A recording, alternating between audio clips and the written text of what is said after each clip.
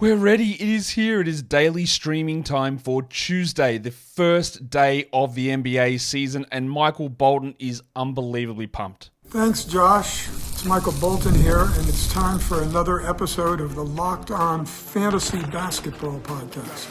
Let's get to it. Let's get to it, indeed. You are Locked On Fantasy, your daily NBA fantasy podcast. Part of the Locked On Podcast Network. Your team every day. Hello and welcome to the Locked On Fantasy Basketball Podcast, brought to you by Basketball Monster. My name is Josh Lloyd, and chat, is this real? I'm also the lead fantasy analyst at basketballmonster.com, and you can find me on Twitter, as always, at redrock_bball, on TikTok at redrock_bball, and on Instagram at Locked On Fantasy Basketball. Today's episode is brought to you by Game Time. Download the Game Time app, use the code LOCKEDONNBA, and save $20 off your first purchase. Thank you also for making Locked On Fantasy Basketball your first listen every day.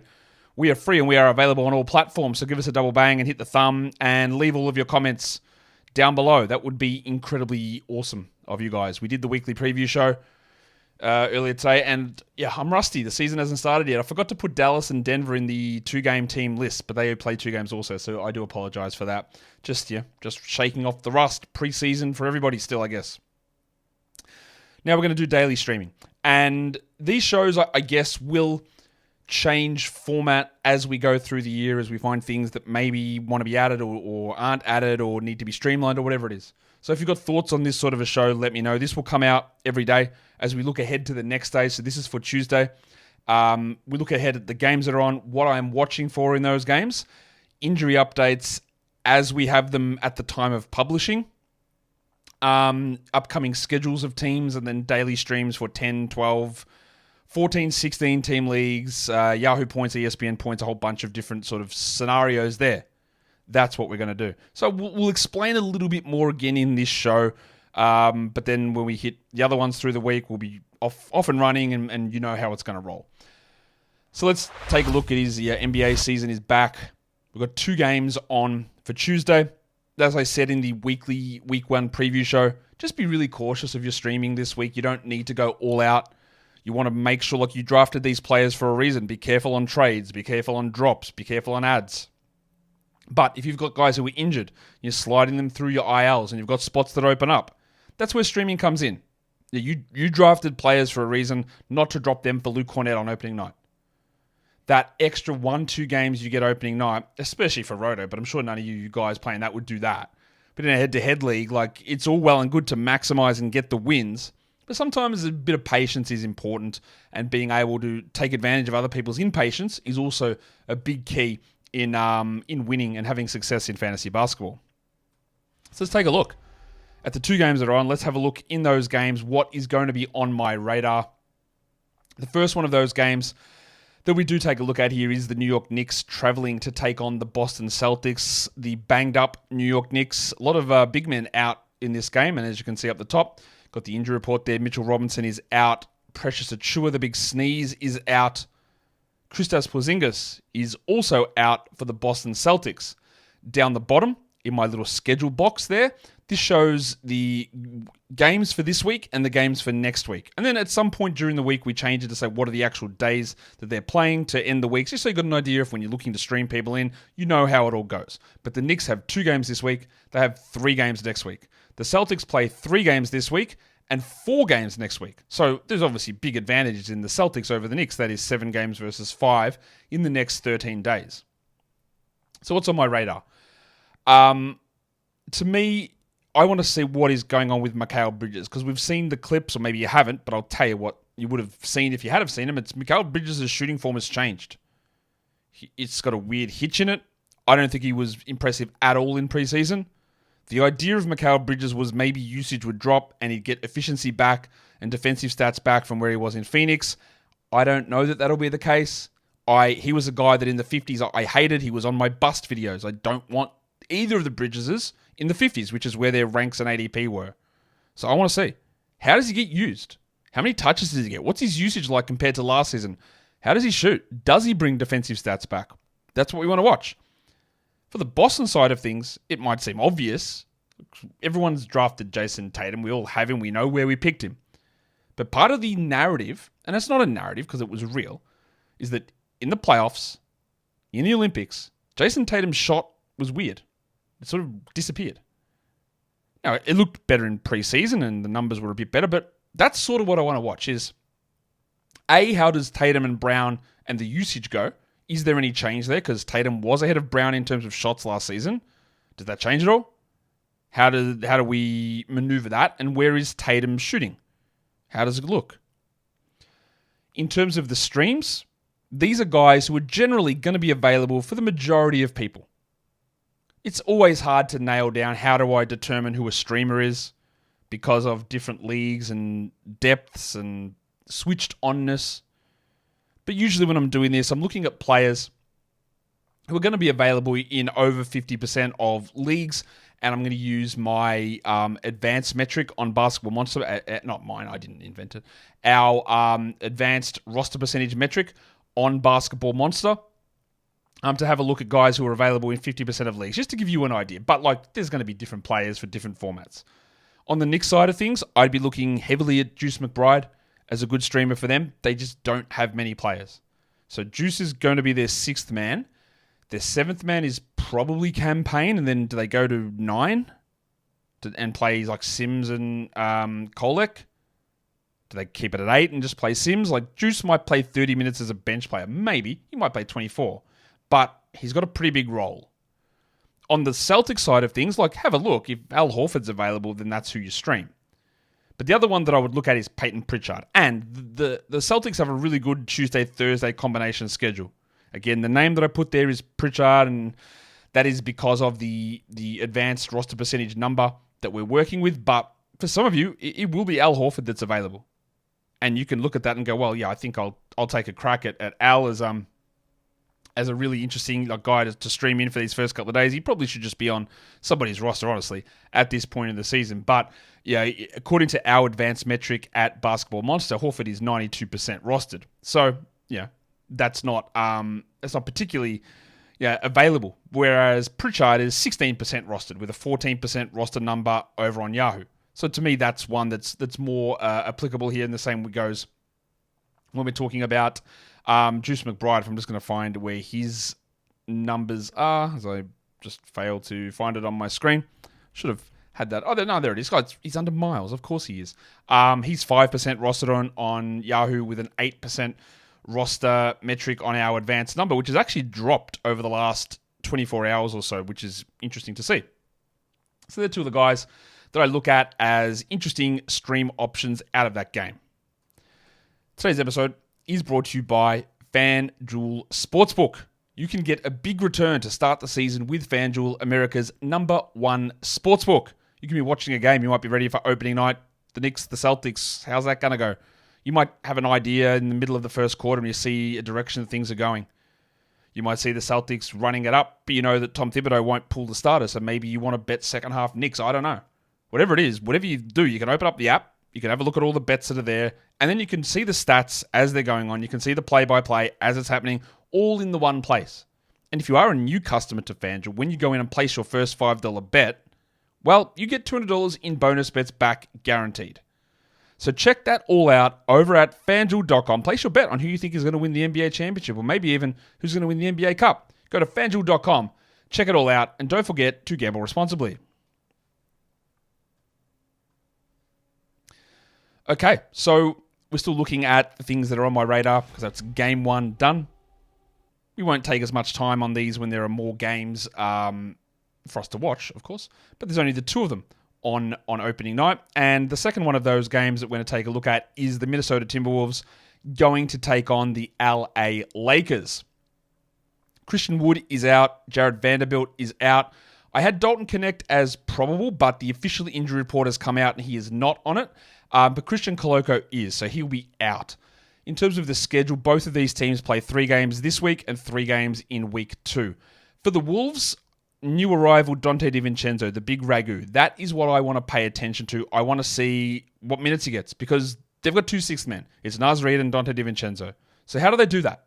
Do they both play 29 minutes? Does Dante play 29 and Naz plays 23? Do they just both play big minutes and no one else really does anything coming off the bench? There's very limited Josh Minott. There's very limited Nickeil Alexander-Walker. There's no Rob Dillingham. Maybe that happens. But that's what we want to see. We want to see where DiVincenzo goes. Does he play as the point guard? What does his usage look like? What does his playing time look like? We just don't know. On the Lakers side of things, Dalton Knecht very clearly had that amazing preseason game. Went absolutely crazy, 20 points in the fourth and overtime. The other games were mid. What I want to see is where he is used, because there is a chance that he is the sixth man. That could easily also be Max Christie coming off the bench. Or, and this won't happen, but does JJ Redick put a switcheroo in there and start Knecht and have Rui Hachimura coming off the bench? Doubt it. But that's something to watch. And given that we know that Wood and Vanderbilt are out, we know that they're lacking forwards and big men. Not that Knecht is a power forward at all. He's 6'5", 6'6", so he's a 3-2. Hachimura is a 3-4, but he could push up and fill some of those other roles, opening up more space. How they use Knecht, and one of the other things that stood out for Knecht for me in the preseason was getting steals, which he didn't really show at Tennessee. So that'll be something for me to watch, how they use him and what he shows. In terms of stream guys, again, we're looking at under 50% rostered players. On the Wolves side of things, I do like Nickeil Alexander-Walker as that option. There's not many guys there. It could be him, or it could be someone like a Jaden McDaniels who is available in that area too, if you wanted to stream him in. Actually, I used a 40% cutoff there, not 45, my bad. Nickeil Alexander-Walker. And then for the Lakers, you could throw Dalton Knecht in as a streamer. You could also throw Max Christie. If Max Christie plays 25 minutes, that's better than 17 minutes of Dalton Knecht. But I don't know which way it goes.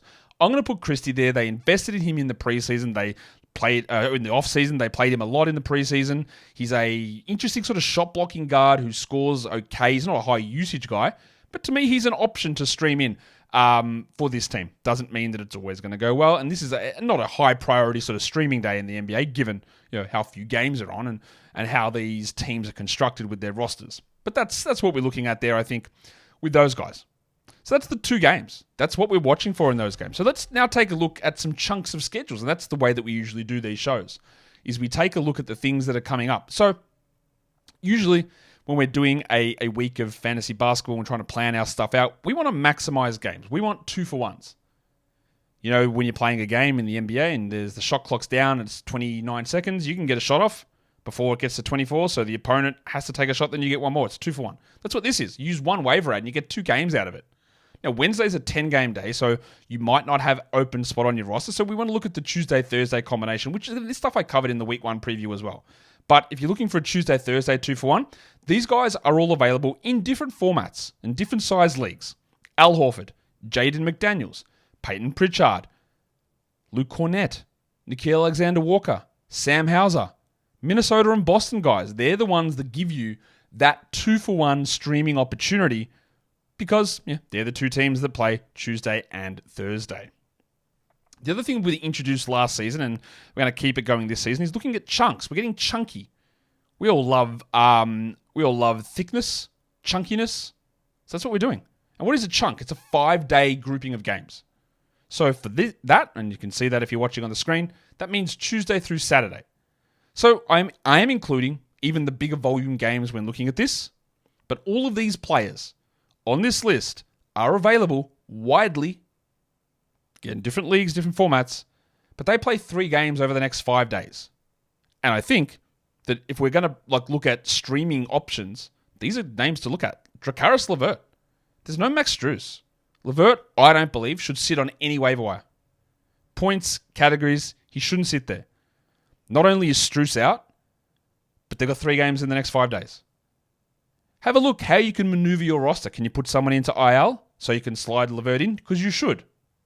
Same with Al Horford. 3 games, 5 days. No back-to-backs. He'll play them all. There's no Porzingis. He might get 29 minutes a night. Has to be on a roster, at least for the short term. You might not be excited about Wendell Carter Jr., and I don't blame you. But if he's getting 27, and that might even be a stretch, even 26 or 25, 3 games, 5 nights, starting center, gets a steal, block, maybe, hits some threes, he passes okay. He's not going to blow you away. But when we're looking, you can look as a roto player for a season-long perspective. You could do that for a season-long perspective in Roto and go, accumulation is good. In head-to-head, that's not as useful. But short-term accumulation is interesting.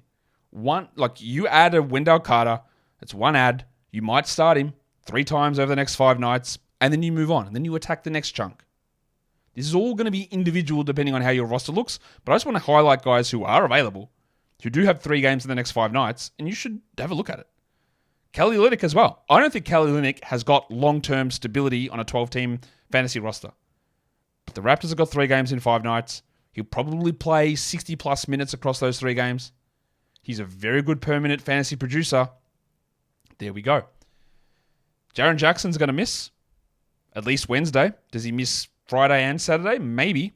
That means we probably get more Brandon Clark. Now, Brandon Clark pushes up a little bit more in a category league versus a points league, but he's still useful. And when we're talking about this, and you can throw Santi Aldama in there as well, but that chunk of games, 3 games, 5 nights, important. And then the same as Wendell Carter for Orlando, same schedule, they play for the same team. Kentavious Caldwell-Pope. KCP is the poster child for me for someone that I didn't really like drafting. I don't like taking a flyer on a guy like that, or I don't like taking him in round 11 because he's going to be the 120th best player all season with very little room to get above that. I don't like that. But when we look at this start of the season, 3 games, 5 nights, starting Wednesday for KCP, good. That's fine.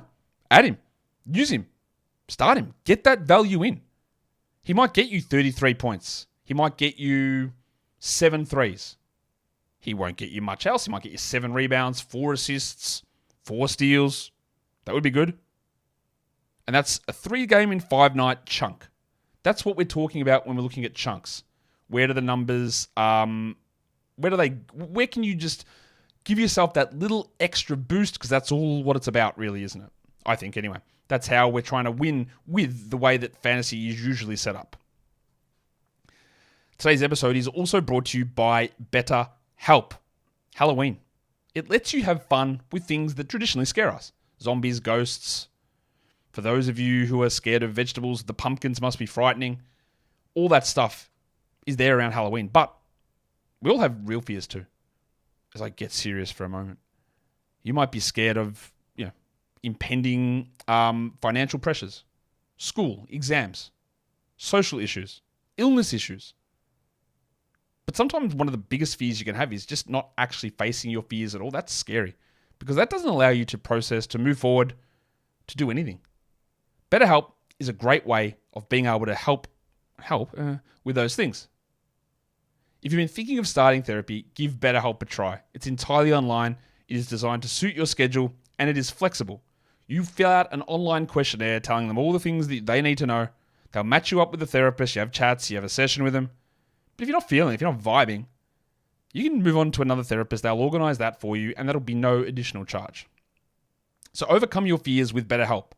Go to betterhelp.com/lockedonnba today to get 10% off your first month. That is BetterHelp, HELP.com/lockedonnba.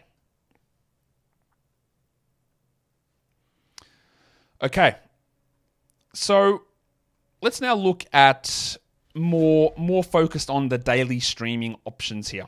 Again, be cautious. Don't blow your load on streaming here. Don't drop a useful player that you drafted for a specific reason.